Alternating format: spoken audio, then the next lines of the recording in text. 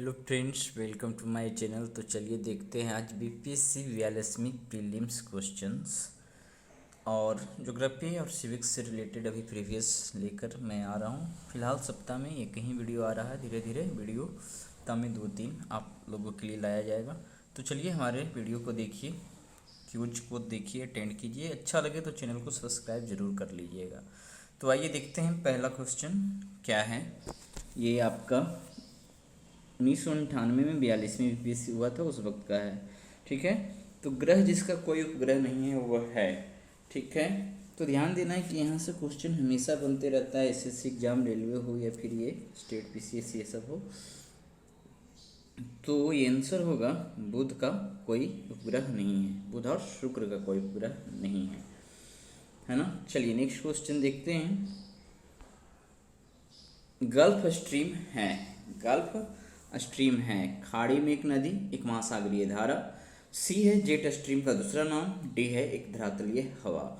और तो आपका आंसर तो यहाँ पे है ही एक महासागरीय धारा गल्फ स्ट्रीम है। गल्फ स्ट्रीम महासागरीय गर्म धारा है जो उत्तर अमेरिका के पूर्वी तट पर कार्यशील रहती है।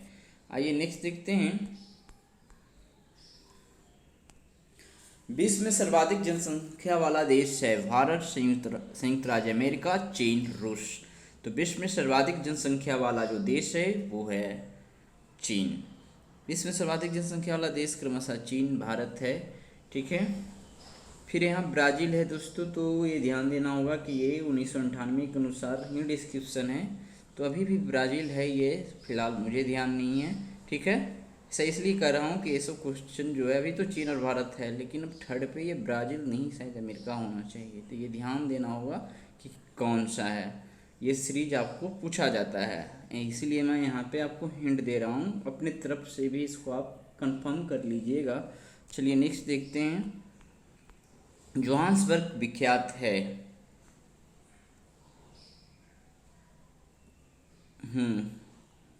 स्वर्ण खनन हेतु, टीन खनन हेतु, अवरक खनन हेतु, लोयस खनन हेतु।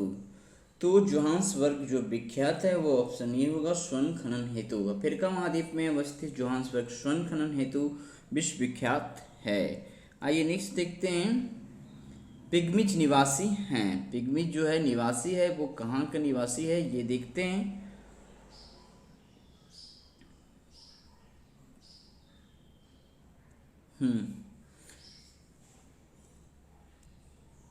आइए देखते हैं।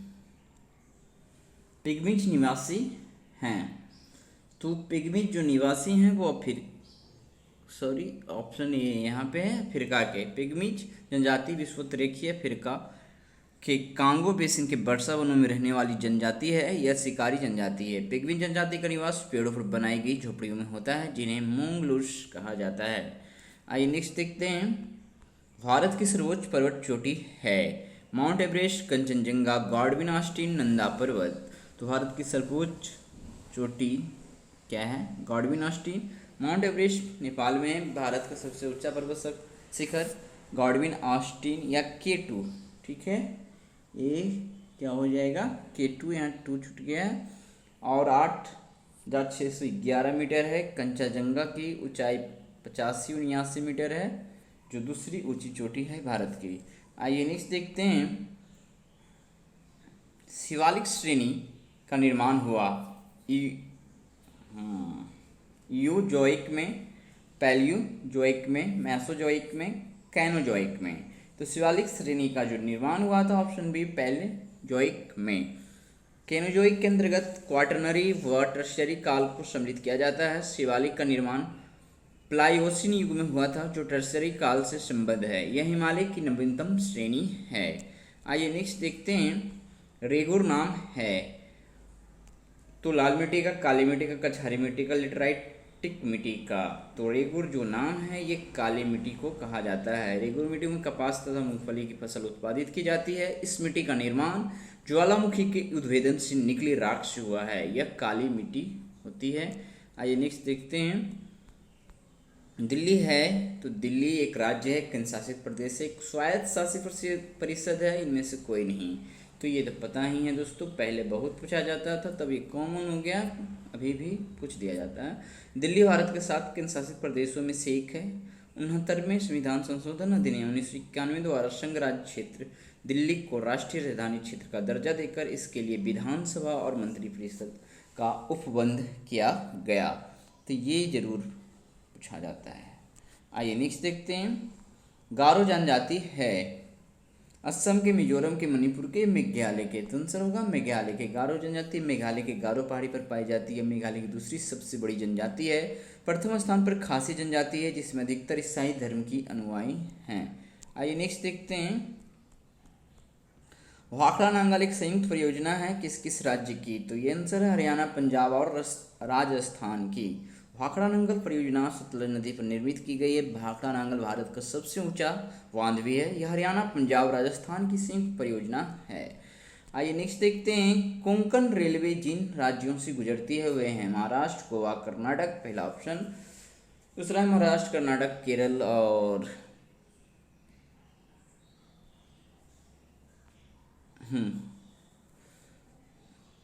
चलिए देखते हैं। दूसरा है महाराष्ट्र, कर्नाटक, केरल। सी है महाराष्ट्र, गोवा, केरल। डी है महाराष्ट्र, गोवा, कर्नाटक, केरल। तो कोंकण रेल मार्ग जिन राज्यों से गुजरती हैं वे हैं ऑप्शन डी महाराष्ट्र, गोवा, कर्नाटक और केरल से। ठीक है, चलिए नेक्स्ट देखते हैं। इसी में डिस्क्रिप्शन है। कोंकण रेल मार्ग में 4 राज्यों की सहभागिता है, परंतु यह मार्ग रोहा से मंगलोर जो कर्नाटक में पड़ता है तक ही बनाए गए। मंगलोर पहले से ही केरल से जुड़ा हुआ है। मुरी जाना जाता है ऑक्साइड खनन हेतु, अल्मीनियम प्लांट हेतु, अल्कोहल प्लांट हेतु, स्पंज और लौह प्लांट हेतु। तो जो मुरी है जाना जाता है एल्यूमिनियम प्लांट हेतु। बिहार राज्य की मुरी में एल्यूमिनियम उद्योग का प्लांट है। आइए देखते हैं। अब ध्यान देना है कि दोस्तों कि क्वेश्चन उस वक्त का था, यहाँ पे मैंने क्लियर नहीं किया। अब ये झारखंड में है, ठीक है। तो ध्यान देना है कि उस वक्त का 1998 का ही क्वेश्चन है। उस वक्त बिहार से झारखंड अलग नहीं हुआ था, ठीक है। तो यहाँ पे बिहार से अच्छा है कि झारखंड राज्य के दूसरी राज्य में मुड़ी में एल्यूमिनियम उद्योग का प्लांट है। तो ये ठीक है। आइए नेक्स्ट देखते हैं। कावेरी नदी कौन से राज्यों से होकर गुजरती है? तो ये कर्नाटक, केरल और तमिलनाडु, ऑप्शन बी। कावेरी नदी कर्नाटक, केरल एवं तमिलनाडु राज्य से होकर गुजरती है। कर्नाटक एवं तमिलनाडु के मध्य कावेरी नदी के पानी के बंटवारे को लेकर विवाद है। आइए नेक्स्ट देखते हैं। अब ये आपका ये 14 हो गया ज्योग्राफी से। अब देखते हैं पॉलिटिकल साइंस से। प्रायः किसकी सलाह पर राज्य में राष्ट्रपति शासन लागू किया जाता है? तो ये हुआ आंसर गवर्नर यानी कि राज्यपाल। संविधान के अनुच्छेद 356 के अनुसार गवर्नर की सलाह पर राज्य में राष्ट्रपति शासन लागू किया जाता है। आइए नेक्स्ट देखते हैं। लोकसभा का पहला आम चुनाव कब हुआ था? तो ये 1952 में, ठीक है। लोकसभा का पहला आम चुनाव 1952 में हुआ। कुल 489 सीटों के लिए निर्वाचन हुए, जिनमें से कांग्रेस ने 364 सीटों पर विजय हासिल की थी। आइए नेक्स्ट देखते हैं। भारतीय संविधान में है 300 अनुच्छेद, 350 अनुच्छेद से अधिक, 400 से अधिक अनुच्छेद, 500 अनुच्छेद। तो दोस्तों अभी लगभग जो है भारतीय संविधान में जो है कुल मिलाकर अभी भी 395 अनुच्छेद हैं। उसी में और विभाग जोड़कर ये 400 से अधिक अनुच्छेद अभी के अनुसार कह सकते हैं, ठीक है ना। उस वक्त तो 350 अनुच्छेद से अधिक आंसर दे रहा है, बट फिलहाल के अनुसार, ठीक है।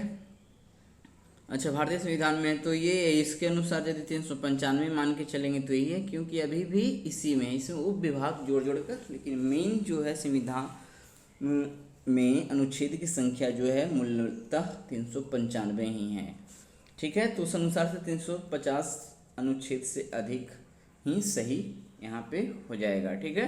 12 अनुसूचित तो है ही। चलिए नेक्स्ट देखते हैं। भारतीय संविधान की प्रस्तावना में भारत को किस रूप में घोषित किया गया है? एक सार्वभौम प्रजातांत्रिक गणतंत्र, बी है एक सामाजिक प्रजातांत्रिक गणतंत्र, सी है एक सार्वभौम समाजवादी धर्मनिरपेक्ष प्रजातांत्रिक गणतंत्र, डी इनमें से कोई नहीं। तो नेक्स्ट देखना है। अच्छा, तो ये आंसर आपका होगा एक सार्वभौम समाजवादी धर्मनिरपेक्ष प्रजातांत्रिक गणतंत्र। ये आपका प्रस्तावना से रिलेटेड 5 क्वेश्चन ऐसे हैं जो हमेशा पूछे जाते हैं। भारतीय संविधान की प्रस्तावना के अनुसार भारत को एक सार्वभौम समाजवादी धर्मनिरपेक्ष लोकतांत्रिक गणतंत्र के रूप में घोषित किया गया है। आइए नेक्स्ट देखते हैं, निम्नलिखित में से कौन सा मूलभूत अधिकार नहीं है। तो संपत्ति का अधिकार जो है अब मूल अधिकार नहीं रहा है। मूलभूत अधिकार हमारे संविधान के भाग 3 के उपबंध में जिनमें मूल अधिकार लेखाबद्ध किए गए हैं, इनमें से संपत्ति के अधिकार को 44वें संविधान संशोधन अधिनियम द्वारा हटाकर इसे एक विधिक अधिकार बना दिया गया है। अनुच्छेद 300 का में अब इसको रख दिया गया है और विधिक अधिकार है। भारतीय संविधान ने केंद्रीय सरकार की अधिशासी शक्तियों को किस में निहित किया है। तो भारत के राष्ट्रपति में। अनुच्छेद 53(1) के अनुसार केंद्र सरकार की अधिशासी शक्तियां राष्ट्रपति में निहित है, जिसका प्रयोग इस संविधान के अनुसार स्वयं या अपने अधीनस्थ अधिकारियों के द्वारा राष्ट्रपति करता है। आमतौर पर भारत के प्रधानमंत्री होते हैं, संसद का सदस्य नहीं, लोकसभा का सदस्य, राज्यसभा का सदस्य, दोनों सदनों का सदस्य। तो जनरली लोकसभा का सदस्य ही आमतौर पर भारत के प्रधानमंत्री लोकसभा के सदस्य होते हैं, लेकिन ये आवश्यक शर्त नहीं है कि वे राज्यसभा के सदस्य भी हो सकते हैं। नेक्स्ट देखते हैं, लोकसभा के कम से कम कितने सत्र बुलाए जाते हैं। वर्ष में 1 बार, वर्ष में 2 बार, वर्ष में 3 बार, वर्ष में 4 बार। तो आंसर होगा ऑप्शन बी, वर्ष में 2 बार। अनुच्छेद 85 के अनुसार लोकसभा के एक सत्र की अंतिम बैठक और आगामी सत्र के प्रथम बैठकों के बीच 6 माह से अधिक का अंतर नहीं होगा। इस प्रकार कम से कम वर्ष में 2 बार सत्र बुलाए जाते हैं। आइए नेक्स्ट देखते हैं, राज्यसभा के सदस्य चुने जाते हैं 4 वर्ष के लिए, 5 वर्ष के लिए, 6 वर्ष के लिए, आजीवन। तो राज्यसभा के जो है सदस्य चुने जाते हैं 6 वर्ष के लिए। राज्यसभा के सदस्यों का कार्यकाल 6 वर्ष होता है, चूंकि यह अस्थायी सदन है। लेकिन क्या होता है, अतः प्रति 2 वर्ष पर इसके 1/3 सदस्य सेवानिवृत्त हो जाते हैं और उसकी जगह पे उतने सदस्य को चुना जाता है। आइए नेक्स्ट देखते हैं, कौन सा राज्य सबसे अधिक प्रतिनिधि लोकसभा में भेजता है। तो कौन सा राज्य सबसे अधिक प्रतिनिधि लोकसभा में भेजता है। तो ये तो उत्तर प्रदेश हो जाएगा। लोकसभा में सबसे अधिक प्रतिनिधि उत्तर प्रदेश 80 भेजता है। भारत में सर्वोच्च न्यायालय की स्थापना कब हुई थी। तो ये हो जाएगा भारत सरकार अधिनियम 1935 के अधीन किया गया था। सर्वोच्च न्यायालय की स्थापना 2 जनवरी 1950 को किया गया था। ये 1935 के अधिनियम द्वारा स्थापित फेडरल कोर्ट का ही नया रूप है, फेडरल कोर्ट। लोकसभा का कार्यकाल पूरा होने से पहले भंग किया जा सकता है। तो प्रधानमंत्री की सिफारिश पर राष्ट्रपति, ऑप्शन डी। अनुच्छेद 85(2) के ख के अनुसार लोकसभा को कार्यकाल पूरा होने से पहले भंग किया जा सकता है। ऐसा प्रधानमंत्री की सिफारिश पर राष्ट्रपति द्वारा किया जाता है। आइए नेक्स्ट देखते हैं, सफलतापूर्वक कार्य करने हेतु पंचायत राज्य को पूरे सहयोग की जरूरत पड़ती है। स्थानीय जनता की, केंद्रीय सरकार की, नौकरशाही की, राजनेताओं की। तो सफलतापूर्वक कार्य करने हेतु पंचायत राज के पूरे सहयोग की जरूरत पड़ती है। तो ये स्थानीय जनता की, डेट इज करेक्ट आंसर। चूँकि पंचायती राज व्यवस्था केंद्रीकरण पर आधारित है, इसलिए इसमें स्थानीय जनता का सहयोग आवश्यक है। Option A is correct. तो चलिए आज की वीडियो में इतना ही, मिलते हैं अगले वीडियो में। तब तक के लिए धन्यवाद। वीडियो अच्छा लग रहा हो तो चैनल को सब्सक्राइब जरूर कर लें।